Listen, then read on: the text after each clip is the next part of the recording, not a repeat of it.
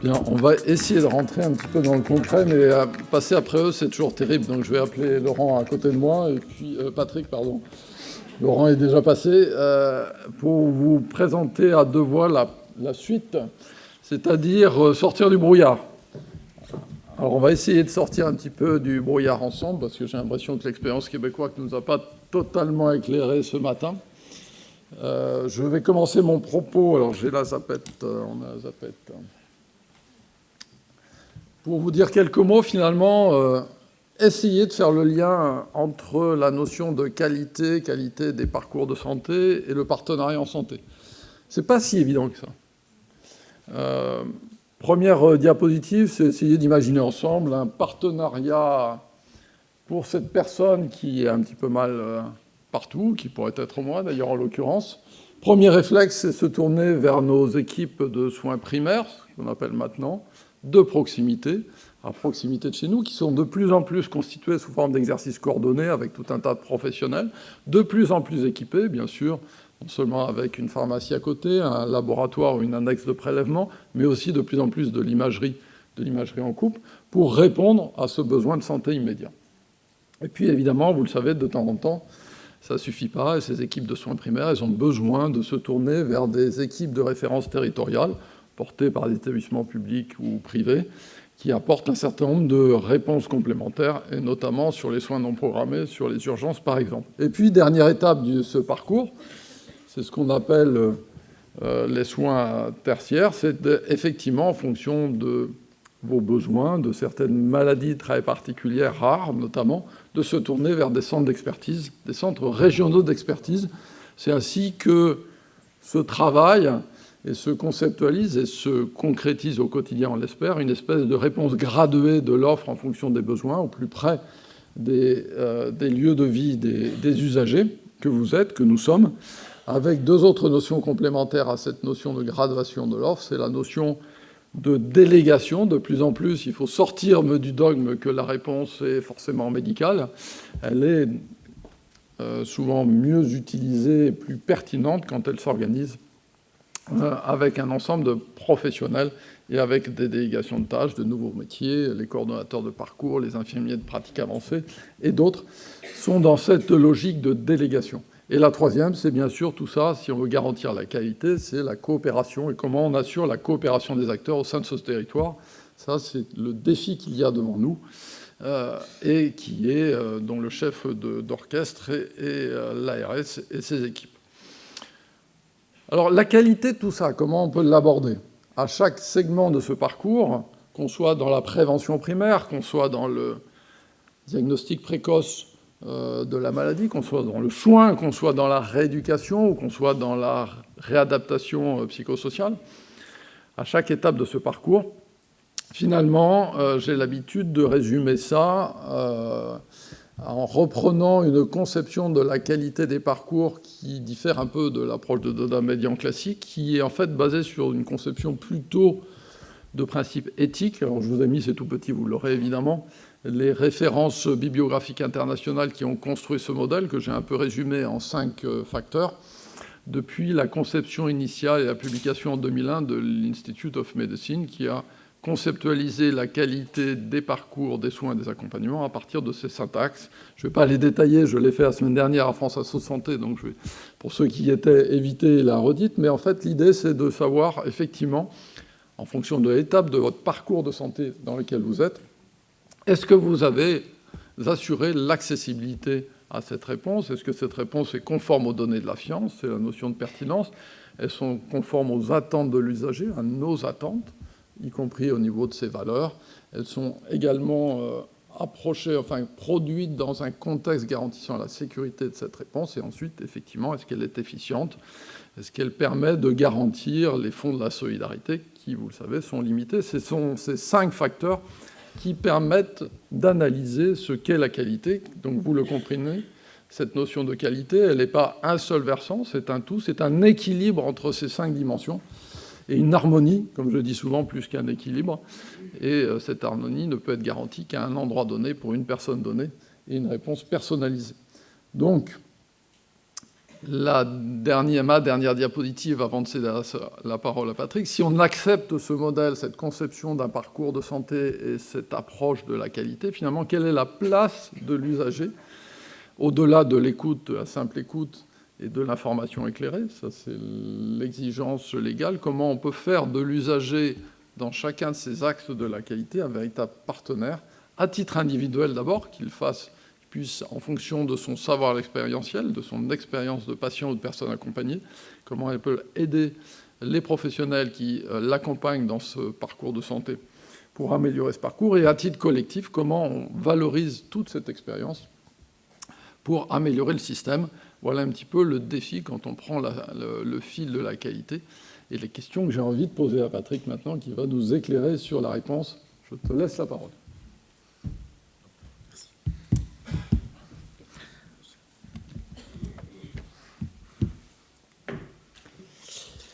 Et donc, dans la continuité des propos de Jean-Jacques, sortir du brouillard, on va essayer là aussi d'y voir un peu plus clair derrière ce qu'on y met, derrière la notion de partenariat en santé. Parce que, quelque part, c'est un petit peu à la mode. Il y a pas mal de termes qui gravitent autour de cette notion de partenariat, la notion d'expertise patient. On parle également d'expérience patient, de patient expert, de patient partenaire, de recueil de la satisfaction, de participation patient, de représentants des usagers, de partenariat patient, de perspective patient. Tout ça pour dire qu'aujourd'hui, derrière tout l'emploi de ces termes, il y a comme un certain flou. Et donc l'enjeu de cette première partie de matinée, c'est d'essayer d'y voir un petit peu plus clair en voyant que ce qu'on y met derrière les termes. Pour ce faire, je vais m'appuyer sur la recommandation HAS qui est sortie en septembre 2020, soutenir et encourager l'engagement des usagers dans les secteurs social, médico-social et sanitaire. Que nous dit cette recommandation? Elle parle d'abord du continuum de l'engagement patient ou de la participation. Ce continuum, c'est 4 niveaux. Le premier niveau qui est l'information, le deuxième niveau qui est la consultation, le troisième niveau qui est la collaboration, et enfin le quatrième niveau qui est le partenariat. Dans les 3 premiers niveaux, l'information, la consultation, la collaboration, on est bien dans des niveaux d'engagement où le leadership est assuré par le professionnel de santé. Quand on est au niveau du partenariat, on parle bien d'un co-leadership entre le professionnel et le patient ou la personne concernée dans le médico-social. Ce que nous dit également cette recommandation, c'est que, et je cite, « Pour chaque projet ou situation, l'objectif est d'atteindre le plus haut niveau d'engagement possible, à savoir le partenariat. » Donc le partenariat est déjà une perspective. On peut déjà commencer à mieux informer, consulter, collaborer et, in fine, tendre vers le partenariat. Parce que le partenariat, il ne faut pas également se tromper, le partenariat avec les patients, les personnes accompagnées, les proches aidants, sont bien un moyen au service d'une finalité qui est la qualité des parcours, de la qualité et secteur des soins et la sécurité des soins. Donc bien envisager le partenariat comme un moyen, ce n'est pas une finalité en soi, c'est bien un moyen de la qualité. Si on retrouve notre continuum de l'engagement patient, quelques précisions par rapport aux notions de satisfaction et de expérience patient. On peut très bien recueillir la satisfaction et être dans l'expérience patient au niveau de l'information, comme au niveau de la consultation, comme au niveau de la collaboration, comme au niveau du partenariat. Ce qui veut bien dire, c'est pas parce qu'on fait de l'expérience patient, et là je pense faire plaisir à Béatrice, et de l'expérience patient ou du recueil de la satisfaction, qu'on se situe au niveau du partenariat. Si je prends un exemple, imaginons le besoin d'une équipe qui est bien d'améliorer le parcours patiente lors des consultations obstétriques. Pour être bien clair, pour améliorer ce parcours, les professionnels parce qu'ils ont constaté qu'effectivement, il y avait pas mal de réclamations ou beaucoup de questions qui étaient posées lors des admissions, se disent on va travailler et on va remettre un flyer pour améliorer l'accueil de nos patientes. On voit bien que là, on se situe au niveau de l'information. Toujours avec ce même objectif d'améliorer le parcours, l'équipe des professionnels souhaite recueillir la satisfaction des patients, voire l'expérience des patients. Et donc, l'équipe va formaliser une enquête. Et là, on est bien au niveau de la consultation, toujours avec le même objectif. Cette même équipe, toujours pour recueillir la satisfaction des patientes, va formaliser une enquête et va demander à une association de patients de relire les items, les questions qui vont être posées. On est bien au niveau de la collaboration. Et enfin, toujours avec ce recueil de la satisfaction des patientes, l'équipe va décider de constituer un groupe de travail, va intégrer une patiente partenaire qui peut très bien être issue, chère Fabienne, d'une association de patients, pour co-construire, co-ajuster l'enquête auprès des patientes, mais également co-réfléchir les pistes d'amélioration possibles quant au parcours. Et donc vous voyez bien que là, on distingue bien l'ensemble de ces 4 niveaux. Alors, pourquoi parler du partenariat avec les patients, les personnes accompagnées ou les proches aidants ?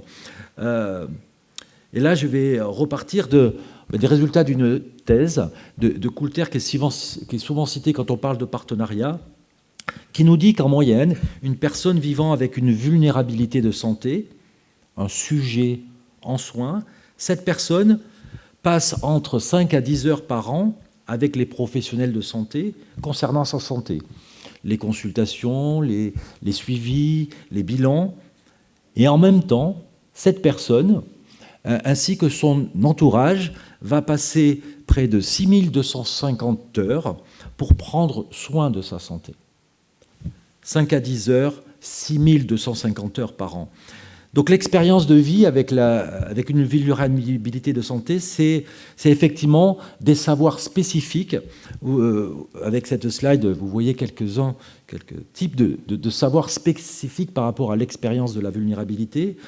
Le maintien d'une vie intime, comment on en parle avec ses collègues de travail, comment on adapte son traitement pendant les vacances ou lors de déplacements, etc., etc.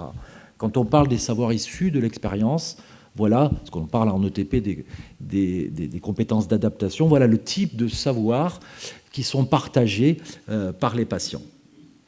Et donc, qu'est-ce qu'on entend par partenariat ?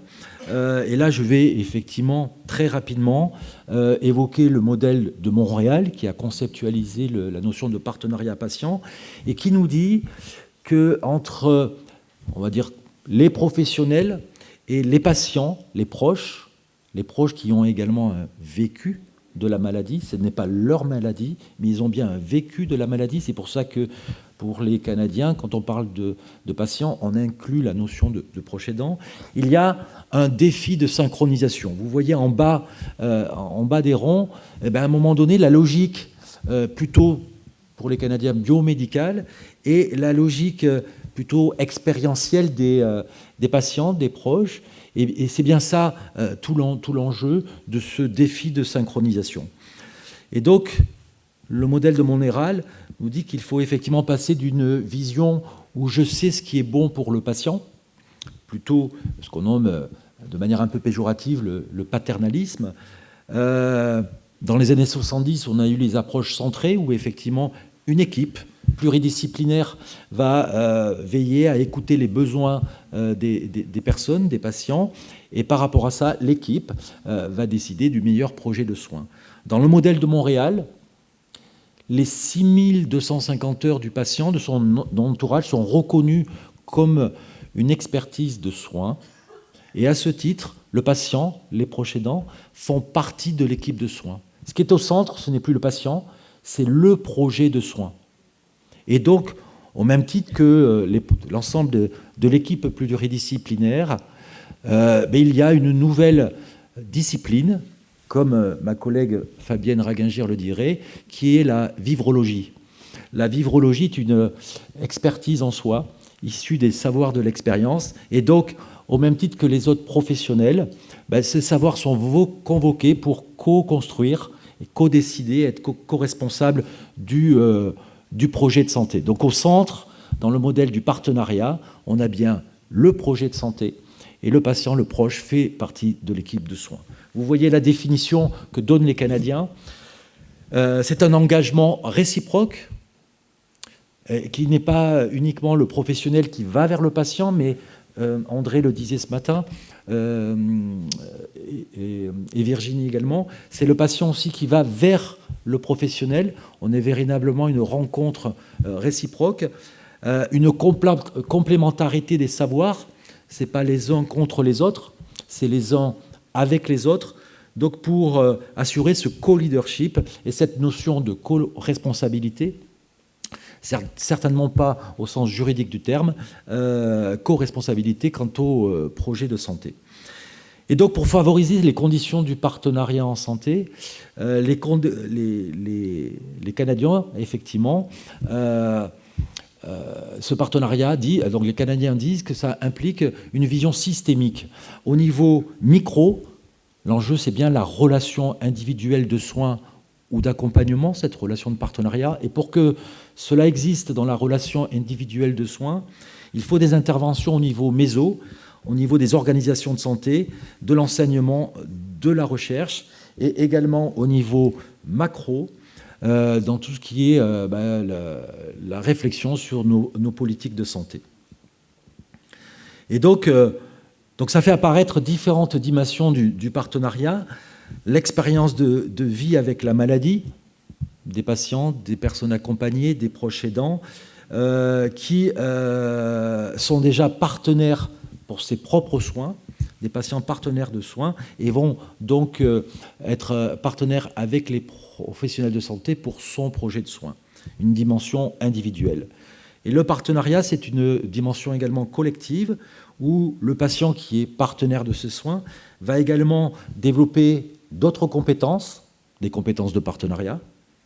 Aller à la rencontre de la différence de l'autre, c'est aussi à la rencontre du professionnel de santé et des enjeux du système de santé, des enjeux du professionnel de santé, des compétences et des expériences professionnelles, des capacités personnelles qui vont permettre d'être un patient partenaire de santé au niveau plus collectif. Et je vais y revenir. Donc, l'idée d'un patient partenaire, c'est donc une personne qui a une expérience de la vulnérabilité, qui à partir de là a pu élaborer des savoirs dits expérientiels. Ensuite, il a développé des compétences de partenariat et il a des compétences spécifiques pour intervenir dans la formation. On parle de patient partenaire formateur. Il a des compétences spécifiques pour intervenir dans la recherche, mais également des compétences spécifiques pour intervenir dans la qualité des soins, dans l'éducation thérapeutique. Et c'est ce qu'on appelle le patient partenaire ressource. Donc vous voyez qu'effectivement, au niveau collectif, on a différents types de profils de patients. Et donc là, un patient partenaire n'est pas à la fois sur la recherche, sur la clinique, sur l'ETP, sur la formation. Il a bien des compétences particulières. Et donc, en synthèse, et ça sera quelque part le mot de la fin, vous avez devant les yeux ce qui a été travaillé par le comité régional d'impulsion et d'analyse du partenariat en santé, le fameux CRIAPS, qui a associé les acteurs de la région pour définir leur vision du partenariat. Et donc je la reprends, s'engager dans le partenariat en santé, c'est agir ensemble pour le bien-être physique, mental et social de chacun, en reconnaissant et en s'appuyant sur la complémentarité des expériences, des savoirs et des compétences des usagers et des professionnels de santé par la co-construction, la co-décision et la co-mise en œuvre des projets de santé de chacun et de tous. Là a été la culture partagée occitane autour du partenariat en santé. Je vous remercie. Merci Patrick. Tu peux rester là peut-être quelques instants, puisque on est extrêmement efficace et conforme au timing initial, donc on peut En attendant l'intervention suivante, peut-être prendre quelques questions, remarques, interventions de la part de la salle.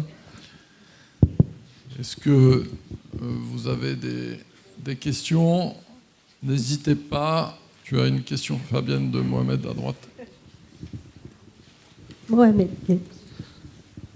Merci. La question que je voudrais vous poser à tous les deux, c'est qu'on parle beaucoup de parcours de prise en charge, mais est-ce qu'on ne pourrait pas parler de prise en soin en général? Pourquoi? Parce qu'on a l'impression qu'on fait toujours des focus sur des hiatus, c'est-à-dire on va s'arrêter sur l'établissement, on va s'arrêter sur la ville, mais le parcours, comme tu l'as dit si bien tout à l'heure, il y a 6250 heures à l'extérieur. Comment elles vont influer et travailler si on est toujours sur une prise en charge et non pas sur une prise en soin? Je ne sais pas à qui s'adresse Mohamed la question, aux deux peut-être. Que te dire, si sinon que je suis d'accord avec toi. Donc il y a plus à lutter contre des années d'apprentissage. Voilà. Et en tous les cas, à titre personnel, ça ne me dérange pas de faire l'effort de parler systématiquement de prise en soin que de prise en charge. Je ne vais pas refaire le débat sur le pseudo-anglicisme, puisque les anglo-saxons ont une version plus simple pour répondre à cette question. En français, on ne l'a pas. Donc prise en soin me va très bien. Et essayer de bannir le terme de prise en charge, je te promets d'essayer de faire l'effort. Moi, je pense l'avoir banni, hein, je pense. Mais ça me fait penser, je vais citer encore Jean-Michel, qui dit que effectivement le patient ou la personne concernée n'est pas une charge, mais c'est une solution. Tu aimes à le répéter souvent. Le patient, quand on parle de partenariat, quand on parle de qualité, n'est pas une charge, mais bien une solution. Ouais. Get up.